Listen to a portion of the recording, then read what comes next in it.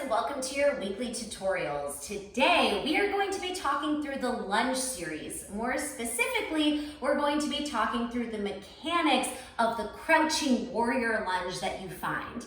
Then we're going to dive into some form for the oblique series, and then before I let you go today, I'm also going to give you a few amplifiers in case you're feeling like getting a little extra sweaty.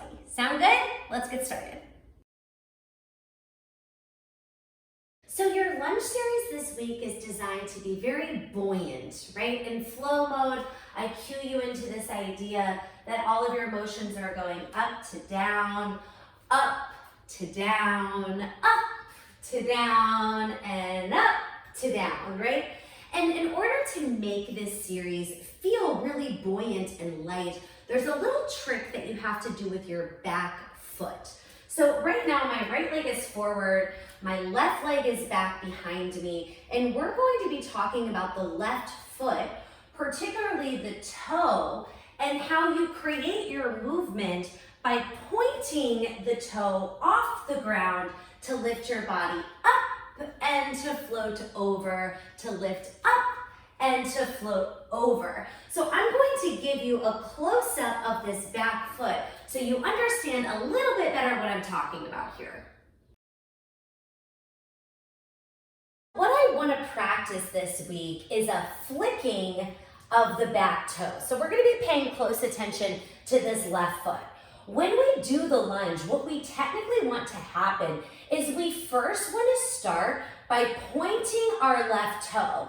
The pointing of our left toe is going to move in conjunction with straightening the right leg. And at the end, watch here, we're going to flick the toe off the floor. I stand up, I get lighter. Now I'm going to turn and I'm going to readjust. You may notice that my left foot did not land in the same spot as the lunge. I picked a spot that felt comfortable for my body. Now when I come back, I'm going to do something similar. I'm going to lift my body up and I'm going to point or flick my left toe off the ground. Watch it at pace. I'm going to flick the toe, float over, land, coming back, flick the toe, come over and land. Now, that would be as opposed to keeping the foot on the ground. So let me show you what that looks like. If I kept the toe on the ground, I would just be rotating backwards, and it may feel like my weight is staying down low. Instead, we want our weight to lift to come over, and again, lift to go back. Now, you like that toe flick for a couple of reasons. The first reason is that it's actually helping to strengthen your ankles. So for my runners, for those of you who are consistently on your feet, right, this is a really good ankle strengthener as well as footwork. So I want you to play this week with what it's like to lift the heel, flick the toe, and try to catch some air as you lift up and over to move back and forth. The next thing I want to talk about is the form that happens when you land in that little crouched warrior lunge, because it is a little bit different than any of our other lunges. So let's talk about that now. So our crouching warrior lunge has a slightly different form than what we're used to. So I want to break that down now. As I flip to the back, I'm going to let the toe release. This is where I land. Now, in this position, my knee is slightly forward over my ankle. I'm going to turn my body just so you can see. It's about here, okay? So normally in a regular lunge, right, we would be trying to get our knee back behind the ankle, but when we move the lunge to the side, from a mechanical sense, the knee is just going to come forward a little bit. And it doesn't mean that you're hurting your knee joint. It's just the way the body is designed to move, right? Like when you think about your knees, they can go forward. They do move this way. We just have to be selective of when we let that happen. And this crouching warrior lunge is a place where that is allowed to happen. It's just going to happen naturally. So watch again. Here we go. I lift up, I flick, I land over to the side. This is a nice spot to land. Now what you have to be mindful of is that you don't do this.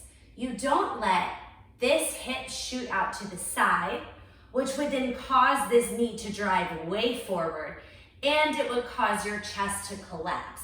Can you all tell right now my entire body is twisted to the left? I don't want this. I'm gonna even it out right now. My shoulder comes back, my hip comes up. This is the spot where we wanna be. Do you see that difference? And this is going to make a world of difference in a sense of how the actual knee joint feels. If I stay stacked, yes, the knee comes slightly forward, but I am no longer sinking, collapsing, or twisting into the joint.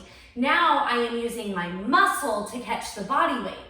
So stay with me, I'm gonna show you the wrong way. Wrong way would be I lift up, as I come over, I let everything drop and collapse.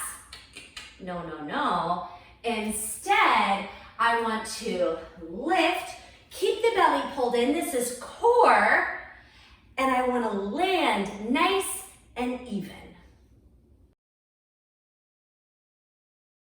If you've been becoming for long enough, you know that where you place your eyes can often dramatically affect the way that an exercise feels, right? We've talked a lot about how when you're balancing, it's all about when you're where you're looking and picking a focal point.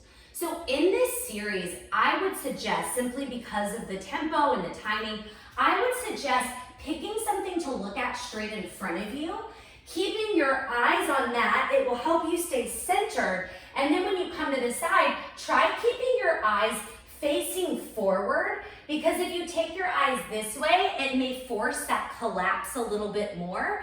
And I think you may feel more steady here if you keep on looking forward. The other reason why looking forward is cool in this one is because you really do feel like a warrior that's like aiming at your target, right? You have your eyes placed on something. So it becomes like, I don't know, I think it feels more powerful to keep those eyes forward, keep it on your target as you move back and forth. So the stability/oblique series this week is pretty fascinating. There's a lot going on here. I give you the option to do a standing version or to do a floor version.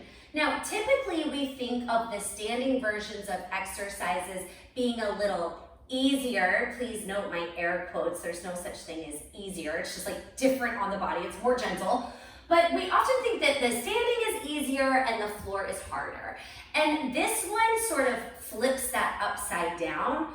Both have different levels of intensity here, and it's all about taking what your body needs. So for this first portion, where we're turning to the side and opening up for the chain reaction, technically, if you do this on the floor, it's actually more supported than if you do it standing. Because when you do it standing, all you have is this one little foot to kind of balance you on the floor, as opposed to when you're kneeling, you have the entire shin and you're a little closer, yeah? Then when you move to the plank position, right, after you open up, you move to the plank, the floor version plank is going to be more intense than maybe, say, the chair version plank. So there's kind of a trade-off between these two, and I think this week you should explore both versions if you're able to see which one truly feels best for you. Like, I usually love the floor work, but this week I've been doing this entire series standing and focusing on balance. So all of that to say, permission to move through both of these and see which one feels best for you. Now, I named this series stability/oblique. However, a lot of things are working, okay? So in the plank portion, we're really working core and we are diving into the oblique. But in the turn open, right, in that side balancing position, you are working your leg, your core, your oblique, your stability, obviously. There's a lot of stuff going on. So when we open up to the side, your leg is extremely involved. In fact, you may feel a little bit of outer thigh work happening. That's a good thing. The only thing you have to watch for is that you're not kicking your leg up so high, ouch, ouch, ouch, that it's like cramping. You want it to land in a good spot. So watch what I'm gonna do. I'm gonna pull my rib in and up. That takes my leg a little bit lower, but my leg is long and straight and engaged. Because if we don't squeeze all of the muscles in our body, including our belly, including our oblique, including our leg, we're not going to have the internal support that we need to hit this position. So definitely when you do this series, try to feel for all of the muscles in the body, including the leg. Now I do want to show you an interesting amplifier for this series. It's going to challenge your balance more, and it's also going to help open up your hip flexor. So you can explore it this week and see what you think. I'll show it up on the chair first. I go from my plank. I'm going to twist my leg just slightly around. I turn open. If you have the turn open and you're feeling good, maybe you explore what it's like to bend the leg and try to reach your hand toward your foot. Another balancing option while standing would be actually to release the hand that's on the chair or the bench and see if you can move into a full balancing position before coming down and around to the plank. I'm going to show that on the floor as well.